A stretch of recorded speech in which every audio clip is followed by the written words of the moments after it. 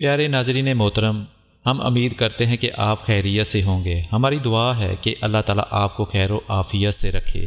ناظرین محترم، گھروں میں پرندے رکھنے کا شوق عام ہو چکا ہے۔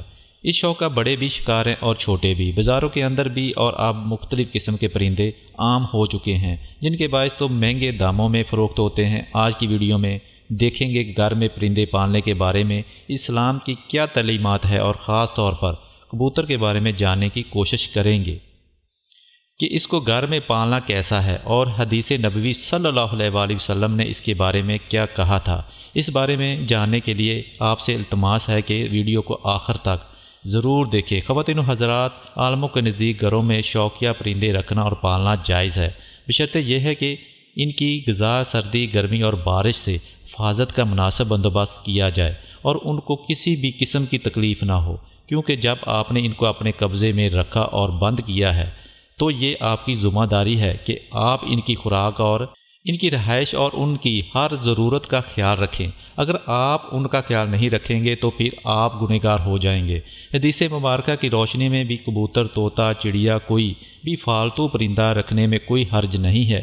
پیارے ناظرین محترم، ابو داؤد حضرت عبداللہ مقصود رضی اللہ عنہ کی روایت کردہ حدیث میں کبوتر کا ذکر ہے، جس میں اللہ کے رسول صلی اللہ علیہ وآلہ وسلم سر مبارک کے اوپر منڈرا رہا تھا اور اپنی زبان میں شکایت کر رہا تھا کہ کسی نے اس کے گھونسلے سے انڈے اٹھا لیے ہیں۔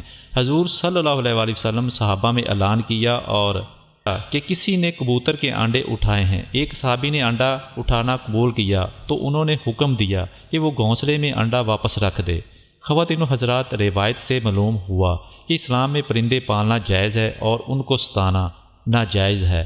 ہم آپ کو کبوتر کے حوالے سے آپ کو بتاتے ہیں کہ اسلامی تعلیمات اس کے بارے میں کیا کہتی ہے۔ حدیث میں ہے، گھریلو کبوتر خدا کو بہت یاد کرتا ہے، اہل بیت کو دوست رکھتے ہیں اور اہل خانہ کو دعا دیتے ہیں، اور اللہ تعالیٰ آپ کو برکت دے۔ کسی شخص نے رسول اللہ صلی اللہ علیہ وآلہ وسلم سے تنہائی کی شکایت کی تو حضرت صلی اللہ علیہ وآلہ وسلم نے فرمایا، ایک جوڑا کبوتر کا پال لے۔ جعفر علیہ السلام فرماتے ہیں، کبوتر پیغمبروں کے پرندوں میں سے ہے۔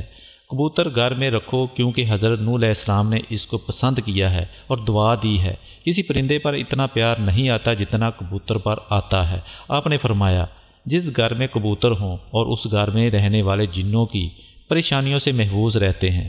مذہب کے جاننے والوں کا عقیدہ ہے، اگر کسی سکھ نے کسی کبوتر کو کچھ بھی کھلایا تو اس کی برکت سے کبھی بھوکا نہیں رہے گا، اور یہ ایک ایسی خصوصیات ہے جو دوسرے پرندوں میں نہیں پائی جاتی۔